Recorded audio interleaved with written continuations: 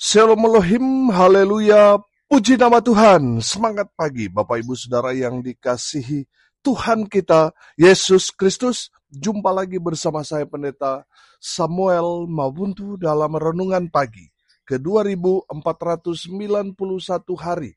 Renungan pagi ini mengudara, puji Tuhan. Bapak Ibu Saudara yang dikasihi Tuhan, sebelum kita membaca, mendengarkan, dan merenungkan firman Tuhan hari ini, mari kita berdoa, minta pimpinan Roh Kudus. Kita berdoa. Bapa di surga, berbicaralah kepada kami semua. Pakai firman Tuhan ini untuk menegur kami, menasihati kami, meneguhkan iman percaya kami, dan memberkati kami semua. Di dalam nama Tuhan Yesus yang adalah firman Allah yang hidup, kami berdoa. Amin. Haleluya. Bapak Ibu Saudara yang dikasihi Tuhan, bersama dengan saya kita akan belajar Alkitab dari kitab Kejadian sampai kitab Wahyu. Mari buka Alkitab kita. Injil Lukas pasal 23 ayat 1 sampai ayat 7. Di bawah perikop Yesus di hadapan Pilatus. Demikian firman Tuhan. Lalu bangkitlah seluruh sidang itu dan Yesus dibawa menghadap Pilatus. Di situ mereka mulai menuduh dia, katanya, telah kedapatan oleh kami bahwa orang ini menyesatkan bangsa kami dan melarang membayar pajak kepada kaisar. Dan tentang dirinya, ia mengatakan bahwa ia adalah Kristus, yaitu Raja. Pilatus bertanya kepadanya, engkaukah Raja orang Yahudi? Jawab Yesus, engkau sendiri mengatakannya. Kata Pilatus kepada imam-imam kepala dan seluruh orang banyak itu, aku tidak mendapati kesalahan apapun pada orang ini. Tetapi mereka makin kuat, mendesak katanya, ia menghasut rakyat dengan ajarannya di seluruh Yudea. Ia mulai di Galilea dan sudah sampai ke sini. Ketika Pilatus mendengar itu, ia bertanya, apakah orang itu seorang Galilea?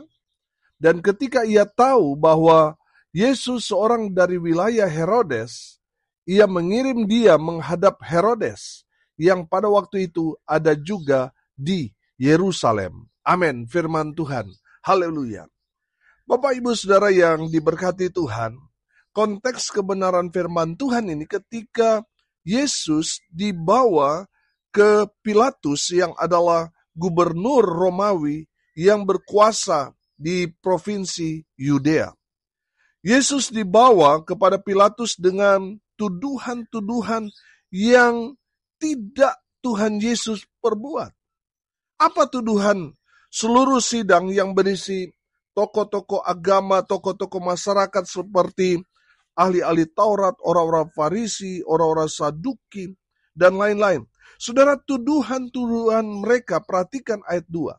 Di situ mereka mulai menuduh dia, katanya, telah kedapatan oleh kami bahwa orang ini menyesatkan bangsa kami dan melarang membayar pajak kepada kaisar. Dan tentang dirinya, ia mengatakan bahwa ia adalah Kristus, yaitu Raja. Saudara yang dikasihi Tuhan, perhatikan tuduhan mereka. Mereka menyebut bahwa Yesus telah menyesatkan orang Israel dengan pengajaran-pengajarannya. Padahal pengajaran-pengajaran Yesus itu murni berasal dari hukum Taurat. Saudara, kita tahu bahwa para ahli-ahli Taurat, orang-orang Farisi, orang-orang Saduki, mereka menjalankan ibadahnya, tapi semuanya itu hanyalah pencitraan. Ahli-ahli Taurat, orang-orang Farisi, orang-orang Saduki itu semuanya hanya ingin mencari pujian manusia. Saudara yang dikasihi Tuhan, apa yang mereka lakukan semuanya manipulatif, tipu-tipu. Sedangkan Tuhan Yesus mengajarkan mereka untuk menghidupi hukum Taurat itu dengan melakukannya dengan segenap hati. Bapak Ibu Saudara yang dikasihi Tuhan, bagi ahli-ahli Taurat, orang-orang Farisi, orang-orang Saduki itu, apa yang Yesus ajarkan itu sesat. Padahal tidak. Mereka lah yang sebenarnya penyesat, yang menyesatkan orang banyak itu, sehingga mereka tidak tahu kebenaran yang sesungguhnya. Bapak Ibu Saudara yang dikasihi Tuhan, tuduhan mereka bahwa Yesus melarang orang-orang Israel untuk membayar pajak kepada kaisar, padahal beberapa waktu yang lalu di dalam Injil Lukas pasal 20 kita sudah belajar bagaimana orang-orang itu memberikan satu pertanyaan yang menjebak, apakah mereka boleh membayar pajak kepada kaisar, dan Tuhan Yesus memberikan jawaban yang penuh dengan hikmat dengan meminta kepada mereka untuk menunjukkan kepada Yesus 1 dinar. Tuhan Yesus kemudian bertanya, gambar dan tulisan siapakah ada padanya? Mereka menjawab apa? Gambar dan tulisan kaisar. Dan Tuhan Yesus berkata, kalau begitu, berikanlah kepada kaisar apa yang wajib kamu berikan kepada kaisar, dan kepada Allah apa yang wajib kamu berikan kepada Allah. Saudara yang dikasihi Tuhan, Tuhan Yesus dalam pengajarannya tidak melarang orang Israel untuk memberikan pajak kepada kaisar, tetapi sudah perhatikan, para tokoh-tokoh agama ini mempelintir sehingga mereka membuat seolah-olah apa yang Yesus katakan itu merupakan larangan kepada orang-orang Israel supaya tidak memberikan pajak kepada kaisar. Saudara, tujuan mereka untuk memprovokasi Pilatus supaya Pilatus marah kepada Yesus, lalu menjatuhkan hukuman apa yang mereka minta, yaitu supaya Yesus disalibkan.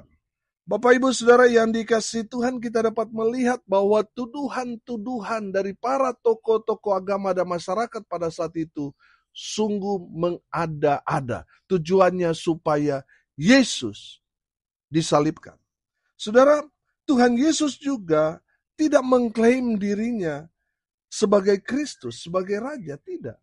Saudara yang dikasihi Tuhan, adapun klaim itu datang daripada malaikat. Kalau sudah memperhatikan di dalam Injil Lukas pasal 2 ayatnya yang ke-11, di sana dikatakan, hari ini telah lahir bagimu juru selamat, yaitu Kristus Tuhan di kota Daud.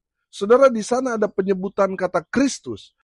Tuhan Yesus tidak mengaku-ngaku diri, tapi dia mendapat pengakuan bahwa bayi yang lahir di Bethlehem itu adalah Kristus. Jadi yang memberikan pengakuan adalah malaikat Tuhan. Saudara yang dikasihi Tuhan, ketika Pilatus bertanya, engkaukah raja orang Yahudi? Jawab Yesus, engkau sendiri mengatakannya. Artinya apa? Tuhan Yesus tidak mengaku-ngaku bahwa dirinya adalah raja. Saudara yang dikasihi Tuhan, ada banyak orang di luar sana mengaku-ngaku orang kaya, mengaku-ngaku orang berpangkat, orang berpengaruh, tapi ternyata apa yang mereka akui itu tidak seperti pengakuan mereka. Saudara, saya percaya orang yang hebat itu tidak akan mengakui dirinya hebat.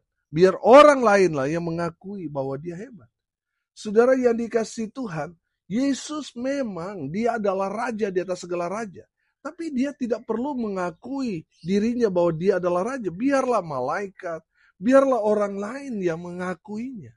Saudara yang dikasihi Tuhan, dari kebenaran firman Tuhan ini kita dapat melihat kenapa para tokoh-tokoh tersebut sangat benci kepada Tuhan Yesus. Karena mereka iri kepada Yesus yang seketika langsung banyak pengikut-pengikutnya. Inilah yang membuat para tokoh-tokoh agama dan tokoh-tokoh masyarakat waktu itu tersinggung, marah, dan ingin sekali membunuh Yesus dengan cara menghasut, memprovokasi para pejabat, dalam konteks ini Pilatus, supaya Pilatus menjatuhkan hukuman mati buat Yesus. Saudara, menariknya, semua tuduhan-tuduhan mereka tidak benar. Mereka menuduhkan tadi bahwa Yesus menyesatkan, Saudara, padahal Tuhan Yesus itu menerapkan hukum Taurat, meluruskan semua yang menyimpang, yang diajarkan oleh ahli-ahli Taurat, orang-orang Farisi, orang-orang Saduki, tokoh-tokoh agama pada saat itu, yang hanya mengajarkan kepada umat bagaimana melakukan ibadah, tetapi hanyalah pencitraan. Saudara yang dikasihi Tuhan, Yesus meluruskan semua yang bengkok-bengkok itu. Tapi orang-orang yang sudah hidup dengan cara yang tidak benar itu, mereka semua tersinggung dan marah. Mereka lah ahli-ahli Taurat itu, orang-orang Farisi, imam-imam kepala, orang-orang Saduki, yang menghasut Pilatus untuk menyalibkan Yesus. Saudara yang dikasihi Tuhan, Yesus tidak menghasut masyarakat untuk melawan. Tuhan Yesus tidak memimpin pemberontakan untuk melawan yang menguasai Israel pada saat itu, Roma. Saudara, Tuhan Yesus tidak menghasut masyarakat untuk memberontak, tidak. Tetapi itu yang dituduhkan kepada Yesus. Yesus tidak mengaku-ngaku sebagai raja. Saudara, kita tahu bahwa kalau ada orang yang mengaku raja pada saat itu, oh itu pasti dihukum mati. Karena Pilatus akan merasa tersaingi. Saudara yang dikasihi Tuhan, semua tuduhan-tuduhan ini tidak benar. Pilatus melepas Tuhan Yesus karena apa?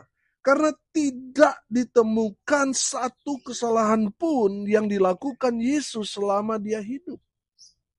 Makanya Pilatus melepaskan Yesus dan menyerahkan Yesus kepada Herodes yang berkuasa di Galilea. Saudara yang dikasihi Tuhan, dengar ini baik-baik. Konteks kebenaran firman Tuhan ini adalah detik-detik di mana Tuhan Yesus akan dijatuhi hukuman mati dengan cara disalib. Perhatikan bagaimana sikap Tuhan Yesus menghadapi semua serangan-serangan yang menginginkan Yesus mati. Saudara, saya menangkap di sini. Yang pertama, Tuhan Yesus tetap tenang menghadapi semua serangan-serangan pada dirinya. Tuhan Yesus tetap tenang menghadapi semua serangan-serangan itu. Saudara, pertanyaannya, apakah Tuhan Yesus tidak mampu melawan? Bisa saja Tuhan melawan. Sudah perhatikan di dalam Injil Matius pasal 26, ayat 52 sampai ayat 54. Saya bacakan buat kita sekalian. Maka kata Yesus kepadanya, masukkan pedang itu kembali ke dalam sarungnya. Sebab barang siapa menggunakan pedang akan binasa oleh pedang. Atau kau sangka bahwa aku tidak dapat berseru kepada Bapakku, supaya ia segera mengirim lebih dari 12 pasukan malaikat membantu aku? Jika begitu, bagaimanakah akan digenapi yang tertulis dalam kitab suci, yang mengatakan bahwa harus terjadi demikian? Bapak Ibu Saudara yang dikasihi Tuhan, Tuhan Yesus bisa saja dia berseru kepada Bapa untuk mengirim malaikat untuk menolong dia, untuk mengevakuasi dia, untuk menghantam semua orang-orang yang berbuat jahat kepada Yesus. Bisa saja. Saudara, Tuhan Yesus punya kuasa itu. Tapi menariknya Tuhan Yesus tidak melakukan itu. Tuhan Yesus tetap tenang menghadapi semua serangan kepada dirinya. Oh haleluya. Saudara yang dikasihi Tuhan, kalau saat ini saudara mengalami hal yang sama, saudara nggak salah. Sama seperti Yesus, satu kesalahan pun tidak ditemukan kepada Yesus. Tapi seolah-olah dia seperti seorang penjahat. Saudara perhatikan di ayat 13 sampai ayat 25 pasal 23 Injil Lukas ini menceritakan tentang bagaimana orang-orang banyak ini menekan, menghasut, memprovokasi Pilatus untuk menyalibkan Yesus. Saudara, ada satu kebiasaan pada saat itu menjelang hari Paskah, pejabat yang berwenang, dalam konteks ini Pilatus, harus memberikan pengampunan, grasi kepada seorang yang dihukum. Saudara yang dikasihi Tuhan, orang banyak itu mendesak Pilatus untuk membebaskan Barabas. Padahal Barabas ini seorang pemberontak dan seorang pembunuh. Seorang yang jelas-jelas berdosa, bersalah, yang pantas untuk dihukum mati. Tapi mereka menukar Barabas dengan Yesus. Bapak Ibu Saudara yang dikasihi Tuhan, seolah-olah Yesus penjahat, seorang yang lebih jahat daripada Barabas. Sehingga mereka meminta Barabas untuk dibebaskan. Sebagai penggantinya, Yesuslah yang harus mati di salib. Saudara yang dikasihi Tuhan, mungkin saat ini saudara mengalami hal yang sama. Saudara nggak salah, tapi saudara jadi dikorbankan. Seolah-olah saudaralah yang berbuat satu kesalahan yang fatal. Saudara yang dikasihi Tuhan, belajar dari Tuhan Yesus.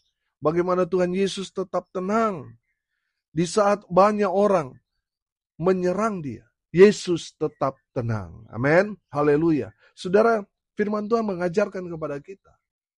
Kuasailah dirimu dan jadilah tenang supaya apa? Supaya kamu dapat berdoa. Oh haleluya. Bapak Ibu Saudara yang dikasihi Tuhan, apapun situasi, kondisi saudara saat ini, tetap tenang, jangan panik. Tetap tenang. Hadapi semua bersama dengan Yesus. Kuasai dirimu supaya tetap tenang, supaya apa? Saudara dapat berdoa. Yang kedua, saudara, bagaimana sikap Tuhan Yesus menghadapi semua serangan yang menginginkan Yesus mati. Tuhan Yesus tidak mengeluh. Tuhan Yesus tidak membela dirinya. Saudara yang dikasihi Tuhan, ada berapa banyak orang sudah buat salah. Dan saat ini dia mengalami konsekuensi karena kesalahannya, karena dosanya. Sudah mendapatkan sepantasnya tetapi masih saja mengeluh. Bapak Ibu Saudara yang dikasihi Tuhan, dengar ini baik-baik. Tuhan Yesus tidak salah. Dia tidak pantas untuk menerima hukuman yang berat ini. Saudara, lihat Tuhan Yesus, dia tidak mengeluh. Dia tidak membela dirinya. Dia jalani semuanya dengan tuntas. Bapak Ibu Saudara, saya percaya semua yang terjadi dalam hidup kita semua adalah bagian proses Tuhan. Dan saya percaya kalau Tuhan yang proses kita itu sudah pasti akan berakhir, semuanya akan indah pada waktunya. Amin. Haleluya. Saudara jangan mengeluh. Kalau kita mengeluh bersungut-sungut itu hanya akan membuat Tuhan murka kepada kita. Saudara, di saat saudara mengalami satu tantangan yang berat, hadapi semua dengan ucapan syukur. Haleluya. Yang terakhir, perhatikan bagaimana sikap Tuhan Yesus menghadapi semua serangan yang menginginkan Yesus disalib. Tuhan Yesus tidak menyesali konsekuensi pilihannya. Tuhan Yesus kan lebih memilih kita supaya kita diselamatkan. Dengan cara apa? Dengan cara dia yang jadi korban. Saudara, betapa besarnya kasih Tuhan kepada kita. Tuhan sendiri yang menerima hukuman yang selayaknya kita yang harusnya disalib. Tapi Tuhan Yesus memilih dirinya yang menjadi korban supaya saudara diselamatkan. Haleluya. Bapak Ibu Saudara, Tuhan Yesus tidak menyesali apa yang dia pilih. Langkah-langkah yang harus dia lalui ke depan yang sangat berat, yang membuat dia menderita dan berakhir dia mati. Saudara yang dikasihi Tuhan, semuanya tidak ada kata-kata yang keluar mulutnya, kata-kata penyesalan. Saudara yang dikasihi Tuhan, Tuhan Yesus tahu konsekuensinya dia harus menderita. Dan Tuhan Yesus lebih memilih menderita karena kasihnya yang luar biasa kepada saudara dan saya. Haleluya. Bapak Ibu Saudara yang dikasihi Tuhan, dari kebenaran firman Tuhan ini kita belajar bagaimana Yesus, dia tidak salah. Tapi semua orang menyalahkan dia, menginginkan supaya Yesus mati. Saudara, Tuhan Yesus hadapi semuanya dengan tenang. Tuhan Yesus tidak mengeluh, tidak menyesal karena kasih-Nya yang luar biasa kepada kita. Amin. Mari kita berdoa. Terima kasih Bapa di surga. atas kebenaran firman yang sangat memberkati kami. Berkati semua pendengar dimanapun mereka berada. Tuhan memberkati hidup mereka, rumah tangga mereka diberkati. Usaha, pekerjaan, pelayanan mereka dibuat beruntung, berhasil dalam segala hal. Mereka yang sakit Tuhan sembuhkan. Mereka yang lemah Tuhan kuatkan. Hibur mereka yang berduka cita. Dan hamba berdoa biarlah berkat Tuhan terus mengalir, memenuhi semua pendengar. Bapak Ibu Saudara yang dikasih Tuhan, arahkanlah hatimu kepada Tuhan dan terimalah berkat dari Tuhan Yesus. Tuhan memberkati engkau dan melindungi engkau. Tuhan menyinari engkau dengan wajah-Nya dan memberi engkau kasih karunia. Tuhan menghadapkan wajah-Nya kepadamu dan memberi engkau damai sejahtera. Di dalam nama Tuhan Yesus, sumber segala berkat. Bapak Ibu Saudara yang percaya, diberkati Tuhan, katakan amin. Puji Tuhan. Bapak Ibu Saudara yang dikasih Tuhan, kalau saudara merasa diberkati melalui renungan pagi ini, bagikan juga kepada saudara-saudara yang lain supaya mereka juga diberkati. Karena untuk itulah kita dipanggil, untuk jadi berkat. Salam kasih dari Bali. Saya Pendeta Samuel Mawuntu. Sampai jumpa besok pagi. Tuhan Yesus memberkati kita semua. Haleluya.